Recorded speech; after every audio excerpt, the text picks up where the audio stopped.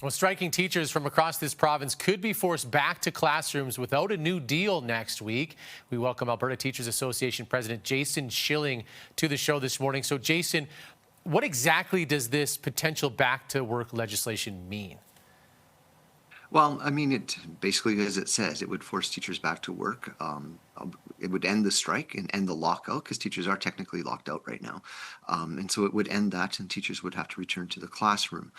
We don't know the particulars of the bill, what it looks like, the details, any kind of timelines. All of that is still under wraps. We just know that it will be tabled on Monday. So the province has said it's coming Monday, however, has opened the door to go back to the bargaining table before then to try to get a deal done before the legislation. Will you do that? Well, listen, last week we said to government we did not want to do enhanced mediation because it put too many limits around what we could talk about, primarily a student-teacher ratio.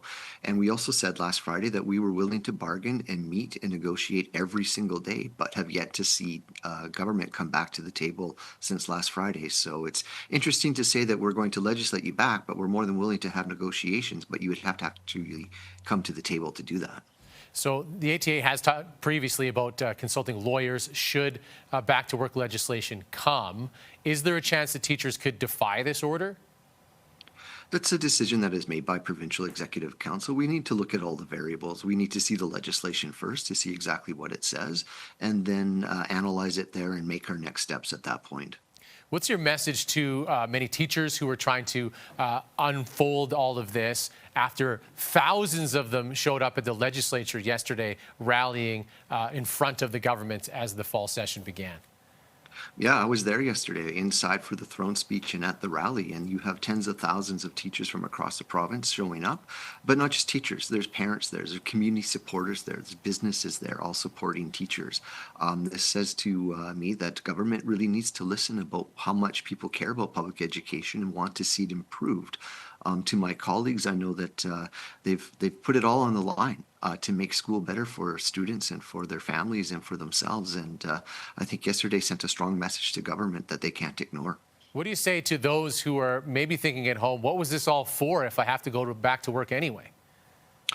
You know, it's an interesting question. We had the same struggle in 2002. We hopefully, we could still negotiate something before Monday. Something could still happen. We could see some movement on the issues that teachers want to see. There's always a little bit of hope there for that.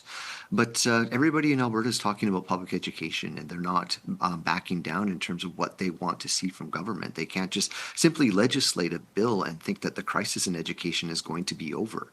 And so this is a conversation that needs to happen now, but also the fixes we need to see in schools are a little bit more long term, and we have to keep working towards that goal. How confident are you at this point that you're going to get what you're asking for?